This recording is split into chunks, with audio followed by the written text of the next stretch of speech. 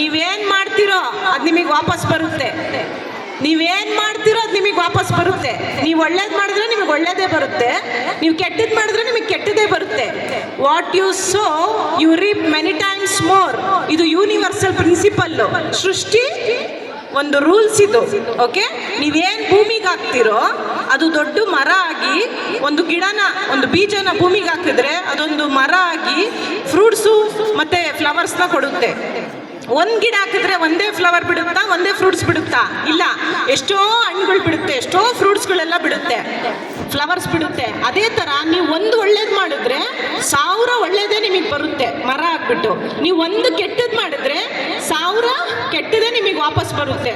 So ನೀವು ಒಳ್ಳೆ ಮಾತನ್ನೇ ಆಡಬೇಕು, ಒಳ್ಳೆಯದೇ ಆಲೋಚನೆ ಮಾಡಬೇಕು, ಒಳ್ಳೆ ಸಹಾಯನೇ ಮಾಡಬೇಕು, ಒಳ್ಳೆಯದೇ ಯೋಚನೆ ಮಾಡ್ತಾ ನಿಮ್ಮ ಜೀವನನ ನೀವು ಬೆಳೆಸ್ಕೋಬೇಕು ಅಂತ ಹೇಳ್ತೀನಿ ನಾನು.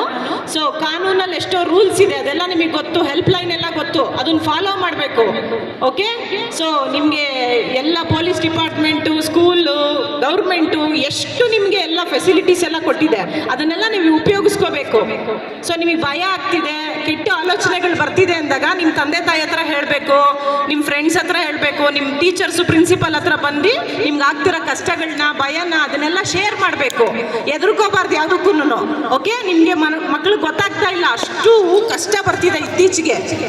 ಇದು ಕಲಿಯುಗದ ಅಂತ್ಯ, ತುಂಬ ಕಷ್ಟಗಳೇ ಜಾಸ್ತಿ ಆಗುತ್ತೆ. ಆದರೂ ನಾವೆಲ್ಲ ವಾರಿಯರ್ಸ್ ಅಲ್ವಾ?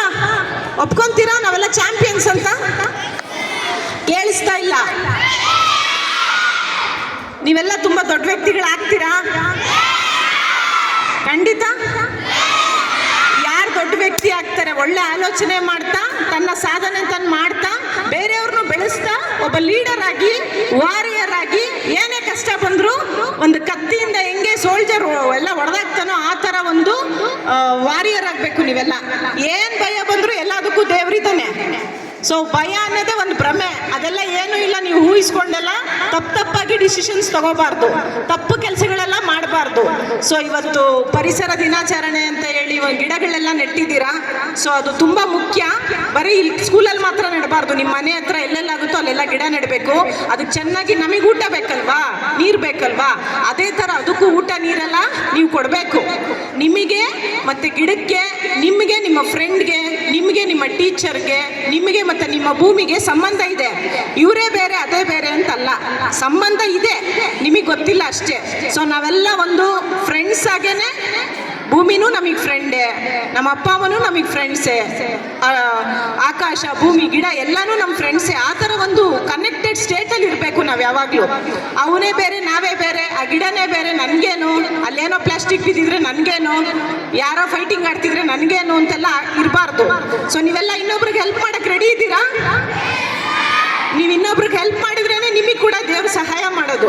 ಸೊ ಒಳ್ಳೆ ಮಾತು, ಒಳ್ಳೆ ಆಲೋಚನೆಗಳನ್ನ ಇಟ್ಕೊತ ನೀವೇನು ಓದೋದ್ರ ಮೇಲೆ ಫೋಕಸ್ ಮಾಡಿಕೊಂಡು, ಈ ನೇಚರ್ನ ಪ್ರೊಟೆಕ್ಟ್ ಮಾಡಿಕೊಂಡು, ಕಾನೂನು ರೂಲ್ಸ್ನೆಲ್ಲ ಅಪ್ಲೈ ಮಾಡಿಕೊಂಡು, ನಿಮ್ಮ ಭಯಗಳನ್ನೆಲ್ಲ ನಿಮ್ಮ ತಂದೆ ತಾಯಿಯವ್ರ ಹತ್ರ ಎಲ್ಲ ಶೇರ್ ಮಾಡಿಕೊಂಡು, ಆ ದೇವ್ರನ್ನ ಫ್ರೆಂಡ್ ಮಾಡಿಕೊಂಡು ನೀವು ನಿಮ್ಮ ಜೀವನನ ಸಾಗಿಸ್ಲಿ ಅಂತ ಹೇಳ್ತಾ ನಾನು 2 ಮಾತನ್ನು ಮುಗಿಸ್ತೀನಿ.